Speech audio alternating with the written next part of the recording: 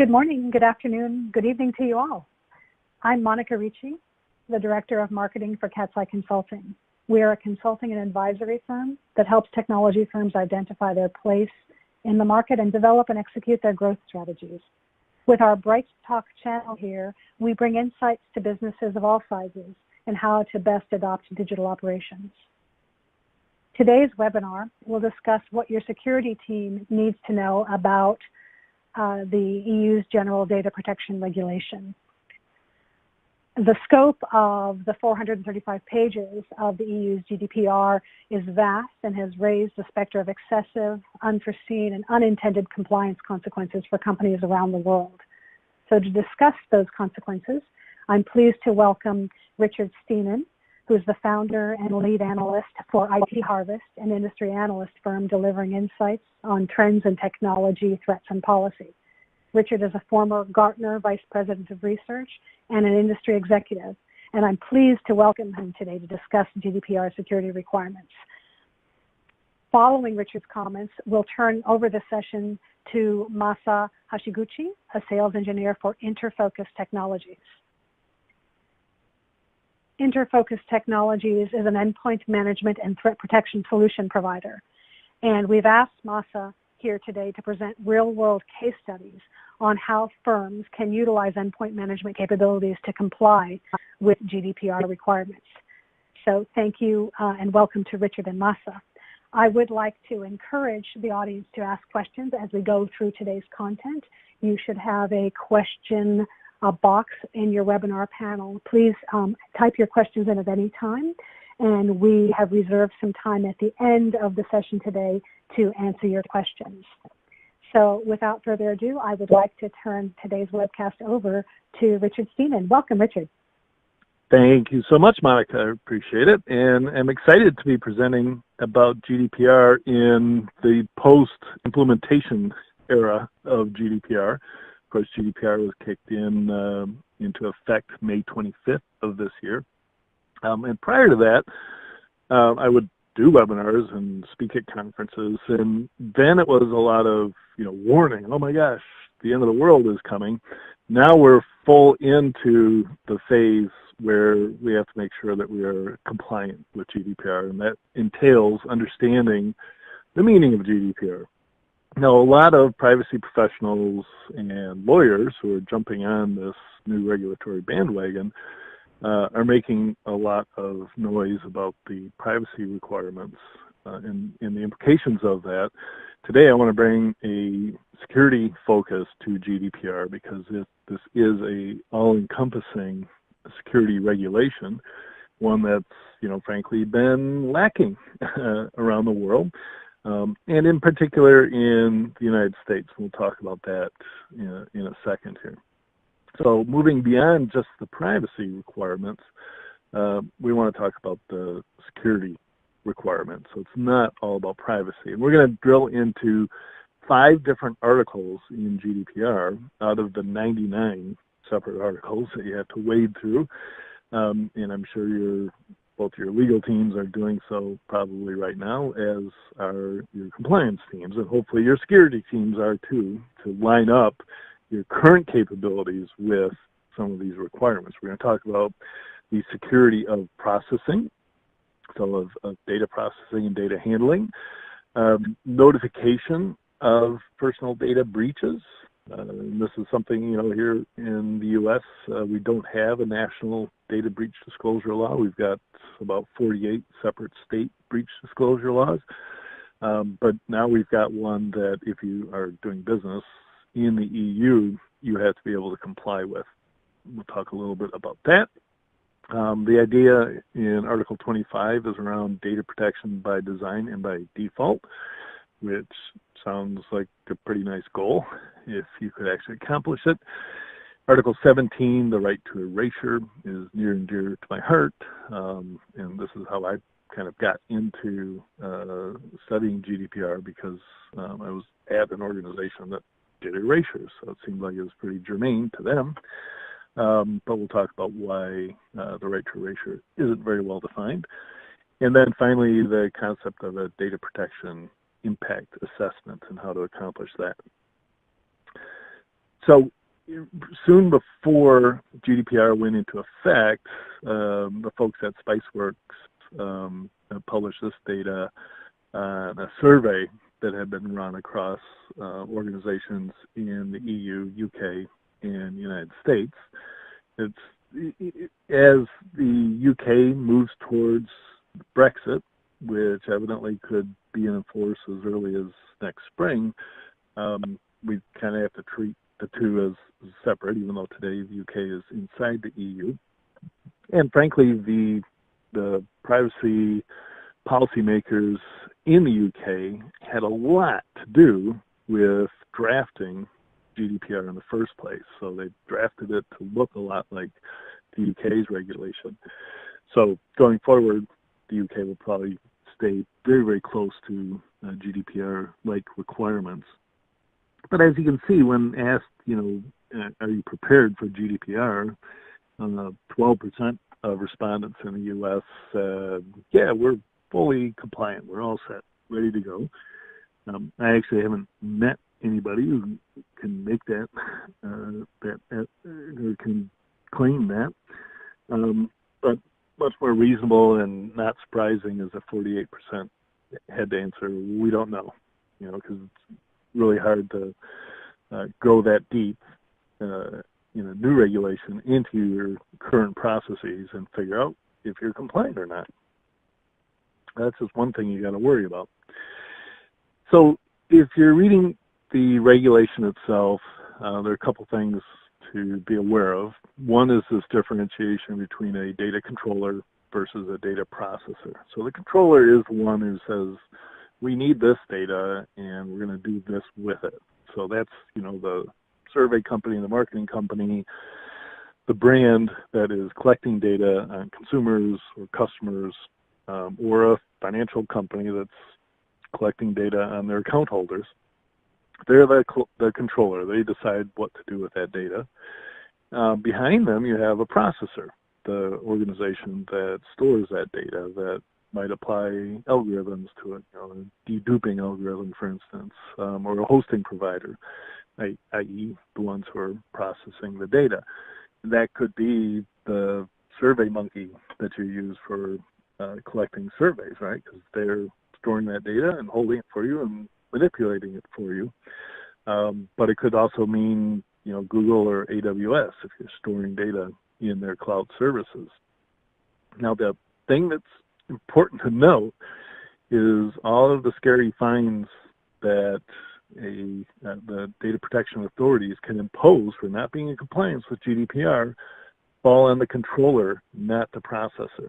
So it creates this onus on the part of the controller to ensure that the third-party processors are in compliance. So we've already started to see organizations dropping some of their third-party processors and moving to ones that do claim to be compliant.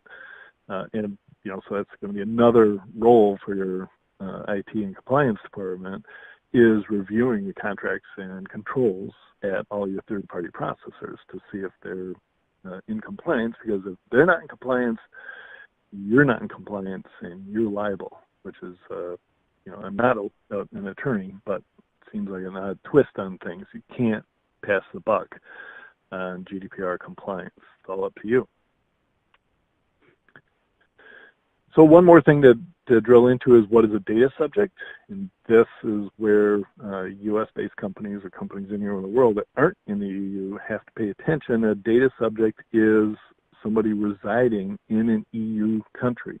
So if they're in one of the 29 countries that are members of the EU, whether or not they're citizens of those countries, they are data subjects under the GDPR. So if you've got employees that are stationed overseas in an EU country, including the UK, then you probably have GDPR compliance requirements. If you have customers, even if you have users and you collect data on people who visit your website, if they're coming from the EU, then you've got compliance requirements. So all of your EU customers are data subjects under the GDPR. So let's jump into some of these articles. Article 32, I pulled that to the front because It starts with the scary words, taking into account the state of the art. The controller and the processor shall implement appropriate technical and organizational measures to ensure a level of security appropriate to the risk. This is a regulation that is written in very, very broad terms. In other words, it just hands to the regulators and the enforcement bodies pretty much carte blanche to dig into your security state. And the question is begged, what is state of the art? Here in the United States, we don't use state of the art as often in legal cases as we do best of breed or best practices. And typically that ends up in a civil suit where somebody's arguing that they're using best practices and they point to similar organizations and what they do. And quite often the cases are won because you can always find somebody who's got better security practices than you do. And that's going to define best practices, and certainly they'll define state of the art. So Article 32 goes on to enumerate other requirements, such as encrypting or anonymizing user data.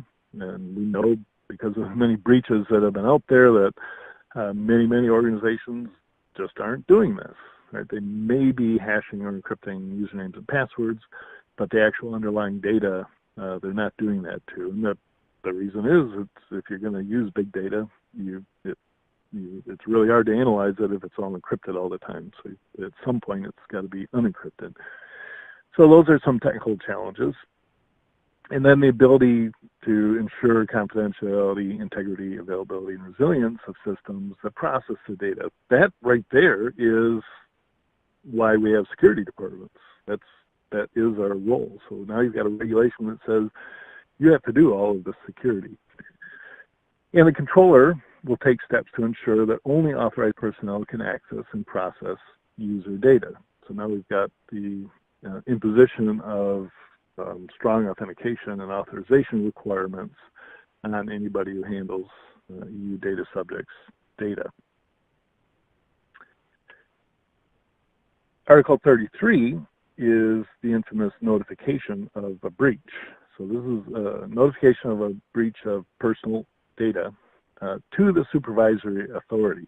So in every single country in the EU, there's a supervisory authority set up, data protection supervisory authority, and they're the ones that the data protection officer inside your organization should have a relationship with. As a matter of fact, it's a strong dotted line relationship so that the DPO actually is kind of reporting to a regulatory body. So they're the advocate for the regulator inside your organization. And the requirement of this article is that you've got 72 hours from learning of a breach to notify the supervisory authority. Now, mind you, this doesn't mean a public disclosure, but it means an email, a phone call, some sort of contact with the supervisory authority to say, hey, X number of records have been breached in some way. Even if it's, oh, we just suspect they've been breached. Now, this goes against the grain of everything that a crisis management PR firm will tell you. It's, you know, we all know that when a breach is discovered, that first you get your ducks in a row, you figure out what happened, you come up with an explanation about how you're going to address this issue so it doesn't happen again. And yes, it's important to get the word out there quickly, but you want to couch it in the appropriate terms. In this case, in 72 hours, I don't think most organizations are in a position to do that today. So this is going to have one of the biggest impacts on not only your IT security department, but everybody working together from marketing all the way up to the CEO in order to have a process in place where this can be done very, very quickly. And that's going to mean you're going to be waking people up on the weekend and having crash meetings in order to determine just what the wording of that breach disclosure is, because it should be all-encompassing and yet not reveal too much of things that you don't know yet. Article 25 also begins with taking into account state of the art. And, you know, basically it says that the freewheeling days of collect everything and figure out how you're going to use it later are over if you're processing EU data subjects data. This is a significant change. I think it's going to overall improve the world of privacy. There'll be less of your data floating around out there. But if your business model is based on collect everything so that you can have some value that you can resell later on, you're going to have to rethink that. And you're going to have to ask the questions, do we need the information to deliver the promised service? So for offering a game on a mobile device, do we really need somebody's location all the time? Probably not. Can we safeguard the data after collection and during future processing? Can we keep it segmented away from the rest of the network? Do we have the strong access controls to get to it? And can we protect it every step of processing? Even though we're farming it out to various cloud services, do we know that it's protected? And then my favorite, right to erasure, which is kind of an embodiment of this concept of right to be forgotten. But it's a requirement that any data subject can request of a data collector that their records be completely expunged so that there's no record that they were ever there. It raises some questions. The general interpretation so far I'm hearing from privacy and attorney professionals in the UK is that you'll be compliant if you go online and you can't find that person's record anymore, or the data subject themselves can't find the record. And we know how we could do that, because you just remove some pointers and they're no longer findable on your website. All well and good, but you probably haven't actually truly overwritten the data, so it's probably still somewhere on a backup tape. And what happens when there's a system issue and you have to recover from backup and you start pulling all that data back in? Does the data subject record appear again? So we don't want to see complaints being enforced by the supervisory authorities when somebody says, hey, I asked them 6 months ago to get rid of my data, and lo and behold, it just appeared again, because that would be a violation of GDPR, and impose these fines. And the fines are open-ended. They're not, a small fine for a small infraction and a big fine for a big infraction. They can impose the entire 4% of your annual turnover fine just for the smallest infraction. But obviously, we don't expect them to do that, except for some of the original targets, the test cases for GDPR. And then the requirement for a data protection impact assessment. So each controller, probably everybody on the phone, shall maintain a record of processing activities under its responsibility, including the name and contact details of that controller and the data protection officer, which gets back into this requirement to have a separate individual, usually not the CISO, somebody with a standalone responsibility for data protection and reporting to the supervisory authority. The purpose of the processing of that data in a description of the categories of data subjects. That alone for most organizations is going to be quite the burden to look at the types of data they have, let alone, are you going to include logs in that? Every time somebody accesses your website and logs in, you've kept a log of it. So there's more data that has to be inside this data protection impact assessment. In other words, now you've got to provide the same security around your logs as you do around the primary data that you've stored. To sum up, the EU imposes massive new security governance requirements, and this goes well beyond ISO, which just requires some good practices and documented practices. Goes way beyond NIST, which applies these risk management principles. You're going to have to be able to conduct a complete data protection survey that I just talked about. You're going to have to revise your breach disclosure plans and get them to a point where you can do that 72-hour response. And you're going to have to demonstrate state-of-the-art practices.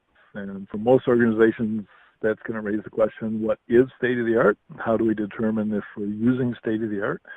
It's a kind of feel like I know the answer to that. If you ask me what's state of the art, I could probably spell it out for somebody, but I wouldn't. Hopefully, I won't be on a stand in a court of law having to do that. So anybody can feel free to reach out to me. There's my email address. Follow me on Twitter. I've got the Twitter handle CyberWar because my book's on the subject, and I tend to not be very chatty on Twitter, but I do tend to post interesting articles about cyber policy and cybersecurity there.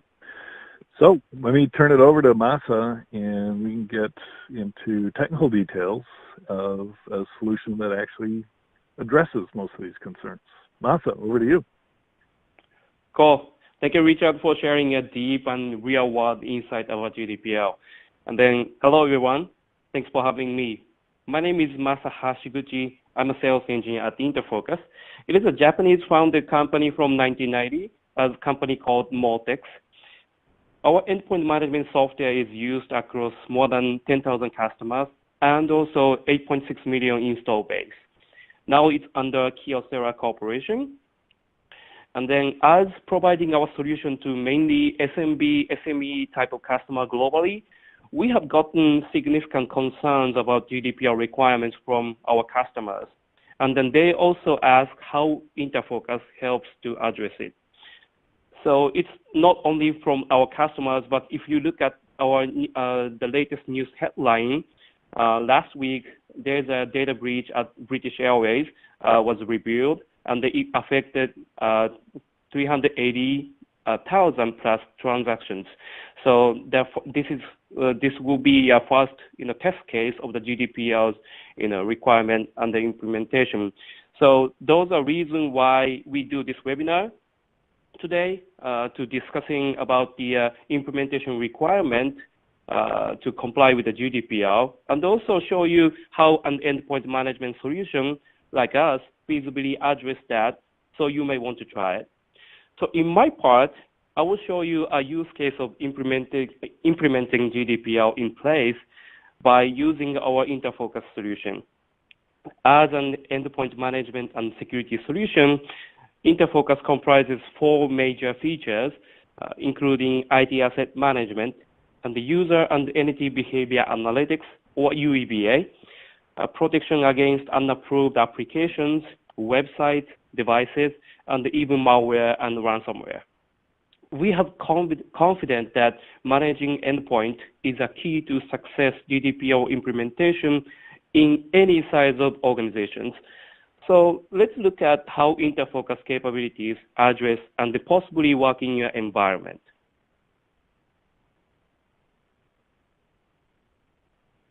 So first of all, I'm going to quickly recap GDPR requirements. I just skipped a slide. Okay, sorry. The GDPR requirements and then map which area Interfocus can address. GDPR has already been effective since May 25th, 2018. There are a couple of requirements under GDPR, such as establishing DPO, Data Protection Officer, and 72-hour data breach notification, and then implementing data erasure capabilities to be ready for users' request.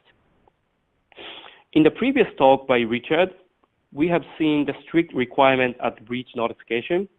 Those requirements are addressed at the Article 32 and 33. So let's look at how Interfocus comply with such a requirement next. So to align with an implementation requirement we have discussed earlier, Interfocus helps you for those 3 areas, and I will explain detail from next slide. First of all, you can gain full visibility at the endpoint and can grasp trends inside your network. Understanding events on endpoint connects users' daily operations and interactions such as emails, website access, and business tool use. We have seen many cases that such insights contribute a significant benefit to access networks.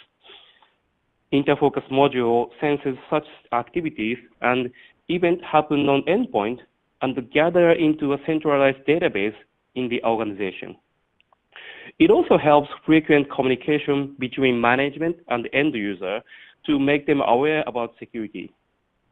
Management wants to immediate communication when the end user accidentally or intend to step over the company security policy, such as when they use unapproved applications, devices, or access a random website.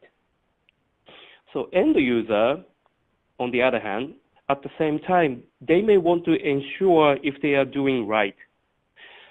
So Interfocus can be used as a communication vehicle between management and end user for more frequent communication. Second of all, you can protect malware and ransomware attacks and identify the root cause of introducing such threats. Nowadays, endpoint is one of the most targeted point of compromises. There's file-based and fileless attacks have been seen, and such trend pushes us to implement a next-gen AI-based anti-malware solution. Interfocus provides Silence Protect as a part of its offering, so gives you market-proofed quality to protect such threats by significantly better performance. Finally, you can ensure your security policy is in place. Ensuring your policy is in effect is a common challenges as corporate governance perspective. And the Interfocus module retains defined policy at endpoint level, so enforced any given time. I will give you a use case for each area as an example next.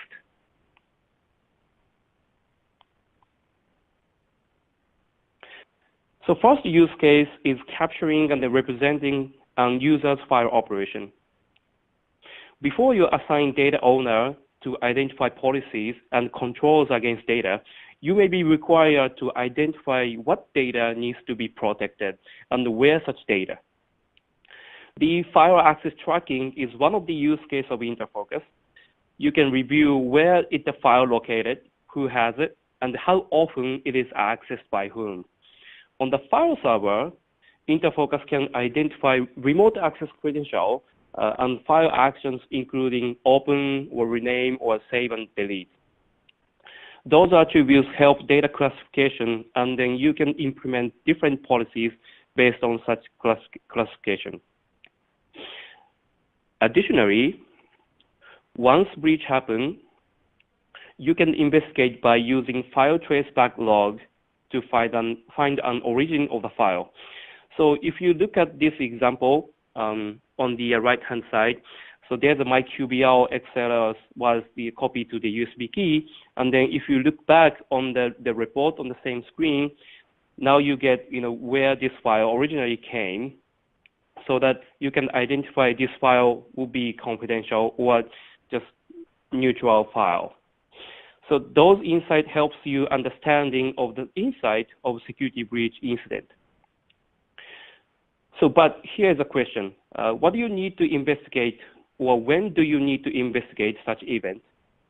So let's look at next slide to make an answer. So the answer is when you get alert notification from our product. Interfocus alerts and reports to the manager when some malicious or accidental attempts happen inside your network.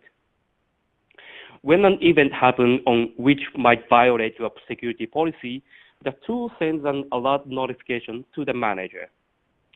Then they open up a web dashboard like this to find out an alert mark on the specific date. By only a couple of clicks, you may know who did what type of activities, when, and how. This feature helps not only an incident response, but ensuring your security policy is in place and enforced anytime at the endpoint. You can even block certain activities such as unapproved application use or PC use and unapproved website access.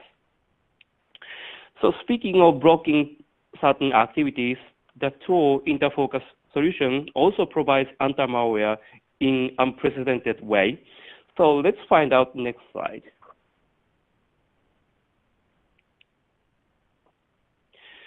Interfocus works with Silence, and the Silence Protect is now OEM to Interfocus tool. Silence Protect refines what endpoint security can and also should do for your organization. They use AI and machine learning to identify malware before it can execute. And the Silence Protect prevents advanced threats that traditional AV can't. It doesn't rely on the signature update, nor sandboxing technologies, nor human interaction. So no matter where the endpoint exists, within an air-gapped network, or even using public Wi-Fi to connect, Silence Protect protects such attacks in an efficient way and will not impact your performance. By the way, in fact, we are using Silence Protect, and we use this product for more than 30,000 endpoints. Before implementing Silence, we usually spend a couple of days to re-image infected PCs. So more than that, we have gotten constant complaints from end user of computer performance around every noon of every Wednesday, because that's the time our previous AV scans. So those problems, after we install the Silence Protect, have been gone to zero. So finally, so that's one of the use case that we got the significant benefit of the performance. So more than that, Interfocus works with the Silence Protect to add values. So finally, I'm going to give you one more use case to address preventive control against such threats. So when you combine with Interfocus UEBA and Silence Protect, you can not only protect such attacks to the network, but identify the original cause of introducing such attacks. So at the time the threat was detected and then quarantined by Silence Protect, Interfocus analyzed user activity to see how it contributes to the introduced threat.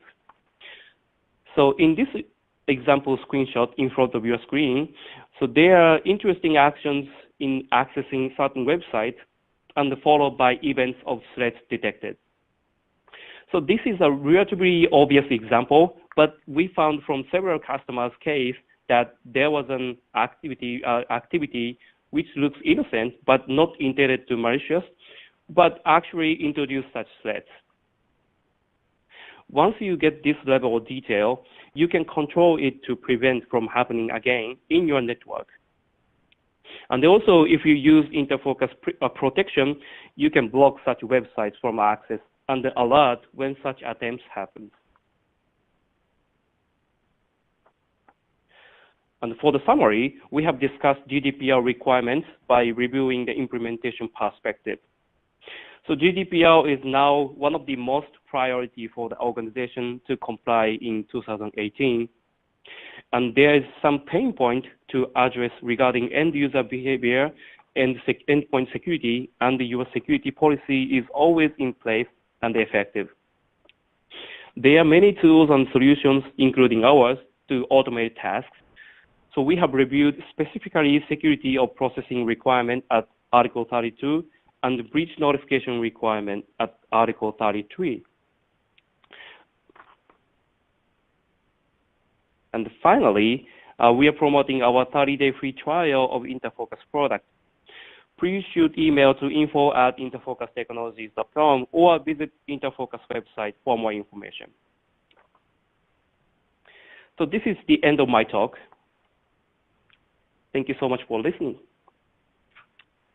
Thank you so much, Masa, for that. And thanks again to Richard for the overview of the GDPR requirements and specifically the security implications of those. Once again, I'd like to remind the audience that you can ask questions in your webinar control panel. If you have questions for either or both Richard and Masa, please feel free to type them in now. A couple of questions for you, Masa, have come through. First of all, do you have any US-based use cases where customers have specifically implemented this with the goal of being GDPR compliant? And have it says specifically implicated this, Sure. And I think that means your solution with the goal of being GDPR compliant. Sure. We have a couple of use cases in the United States. I can give you an example. One of those is a medical firm in New Jersey. They deployed Interfocus UEBA for their 100 machines to identify activities against important files located on their endpoint machines and also their Windows file server. And then another case is actually it's in London. It's not the US, but in fact this tool is available from our partner in Europe. So they use Interfocus UEBA again, and then IT asset management portion of the Interfocus to make their network more visible and for admin to effective IT management. So those are specific use case for the GDPR of the Interfocus. Thank you for asking, though. Oh, thank you, Masha. And Richard, a question for you.